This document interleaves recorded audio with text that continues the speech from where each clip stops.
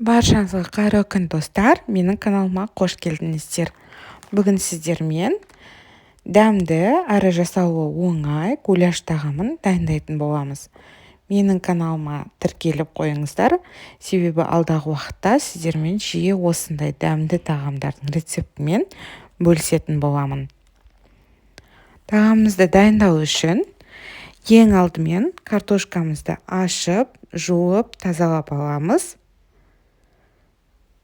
Және осындай қалыңдау етіп, бөліктерге бөліп, кесіп алып шығамыз.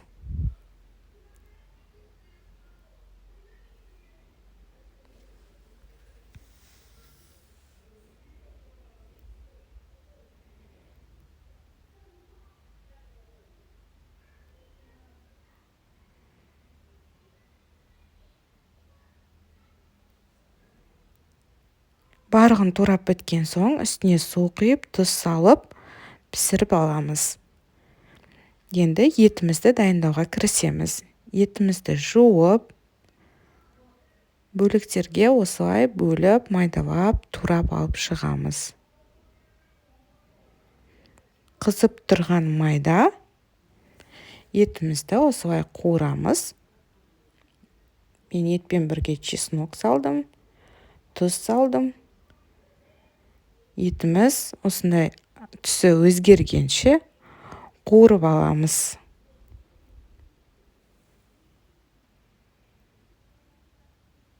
Үстіне қара бұрыш себеміз және гуляшқа арналған приправа себеміз. Бұл міндетті емес, сеппесеңіздер де болады. Етіміз жақсылап қуырылған соң, 2 пиязды осылай кубиктеп турап алып, үстіне салып, етімізбен бірге қуырып шығамыз. Үстіне 1 қасық томатный паста қосамыз.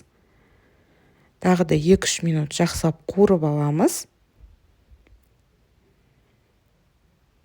Және 1 үлкен ас қасық соевый соус құямыз.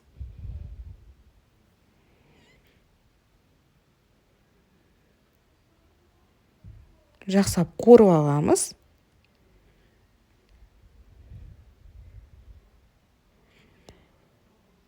Қуырылған соң жарты кесе су құйып, астын баяу қойып, етімізді пісіреміз.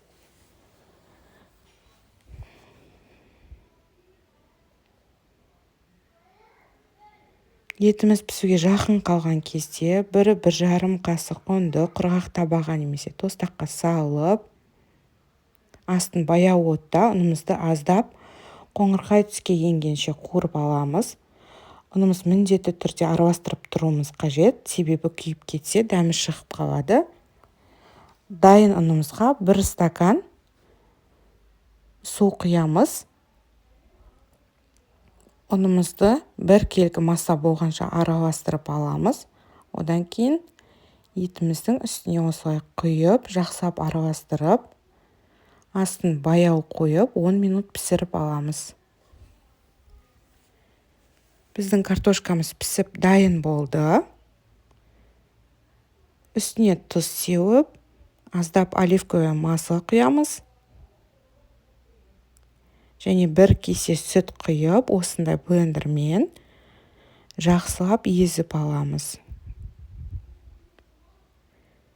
Дайын болған тағамымызды осылай әсемдеп, өздеріңіздің қалауларыңызша ұсынсаңыздар болады. Бұл тағам мен жасаған гуляштың ішіндегі ең оңайы және ең дәмдісі. Міндетті түрде осы рецептпен дайындап көріңіздер. Видеоны соңына дейін қараған болсаңыздар, лайк басып, подписка жасауды ұмытпаңыздар.